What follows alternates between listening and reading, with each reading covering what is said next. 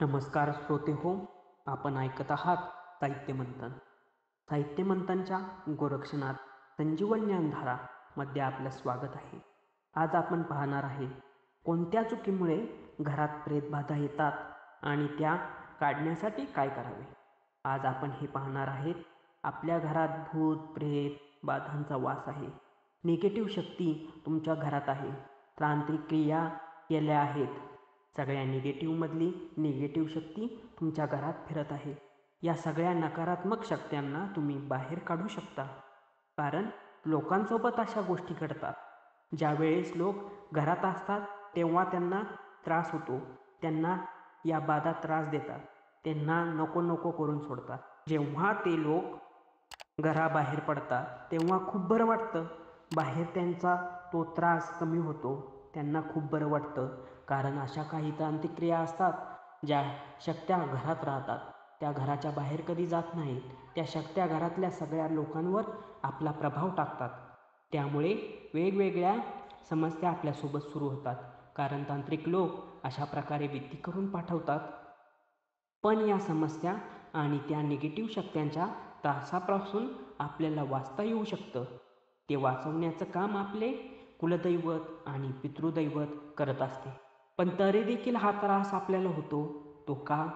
तर याचं असं एक कारण आहे की आपण जे काही जगात आहे ते फक्त या पूर्वजनांमुळे, कुलदेवतांमुळे.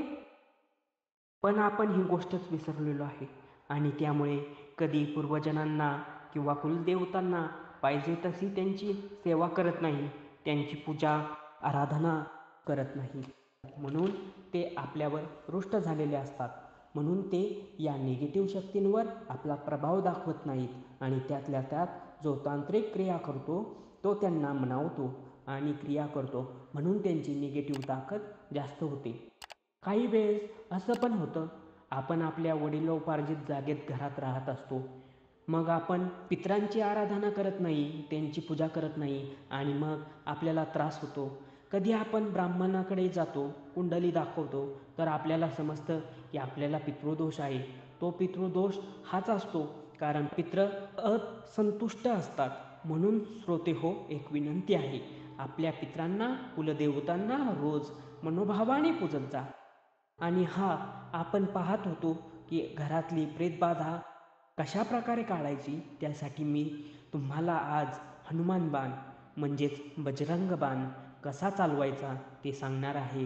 कारण भूतप्रेत हे सर्व हनुमान म्हणजेच आपले सर्वांचे बजरंगबली यांना घाबरतात.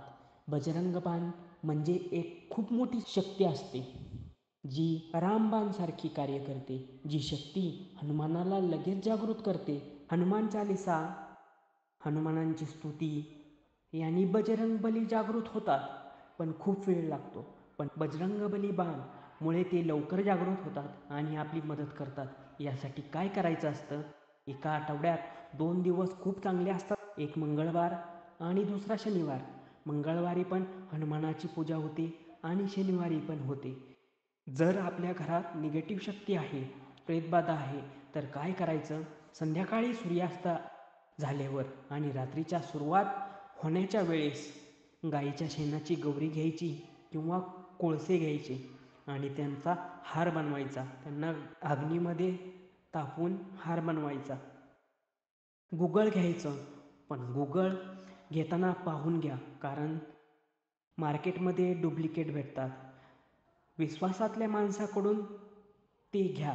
त्याला कुटून बारीक करून त्याचं पूर्णपणे चूर्ण करा. ते बारीक पूड म्हणजेच ती चूर्ण त्या तापलेल्या हारावर टाका. त्याने चांगला धूर होईल. तो धूर आपल्या सगळ्या घरात फिरवायचा आणि फिरवत असताना सोबत बजरंग बाणाचा पाठ म्हणत राहायचं. पहिलं एक करा की पहिला बजरंग पाठ तोंडपाठ करायचा आणि मग सगळीकडे फिरवायचा. कमीत कमी 3 वेळेस तरी साऱ्या घरात हा धुना फिरवायचा. त्यांनी काय होतं, जे गुगळ असते त्यात एक प्रकारची अंदरुनी शक्ती असते, ज्यामुळे ती एक सकारात्मक शक्तींना आकर्षित करते, देवी देवतांना आकर्षित करते.